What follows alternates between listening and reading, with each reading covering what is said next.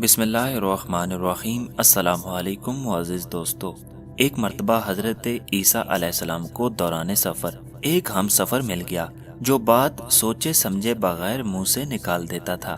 سفر کے دوران ان کا گزر ایک ایسی جگہ سے ہوا جہاں کچھ پرانی اور بوسیدہ ہڈیاں پڑی ہوئی تھیں۔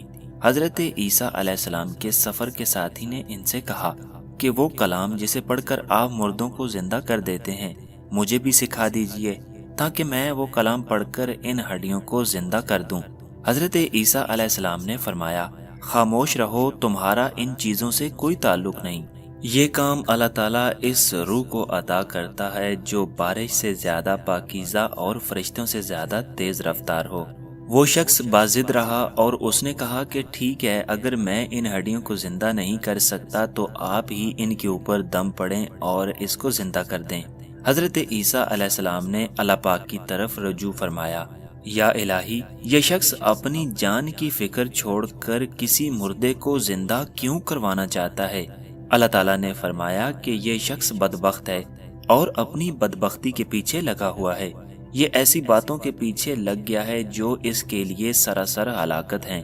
تم ان قریب جان لوگے کہ اس کے سر پر شامت سوار تھی اور یہ شخص اپنے پاؤں پر خود کلہاڑا مار رہا تھا۔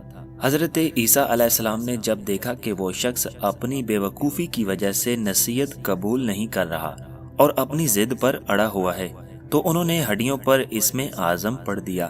اللہ تعالیٰ نے ان ہڈیوں کو زندہ کر دیا اور وہ ایک شیر بن گیا۔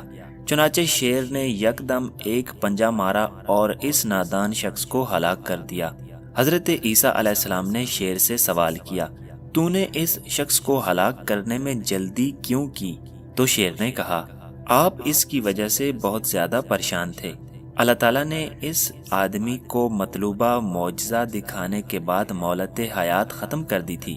حضرت عیسیٰ علیہ السلام نے پھر شیر سے پوچھا کہ تو نے اس شخص کا خون کیوں نہ پیا؟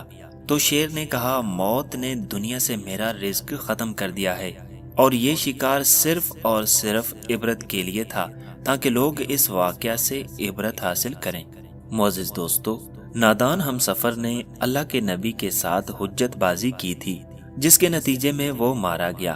اللہ کے مقبول بندوں کی گستاخی سے دینی اور دنیاوی خسارہ ہوتا ہے۔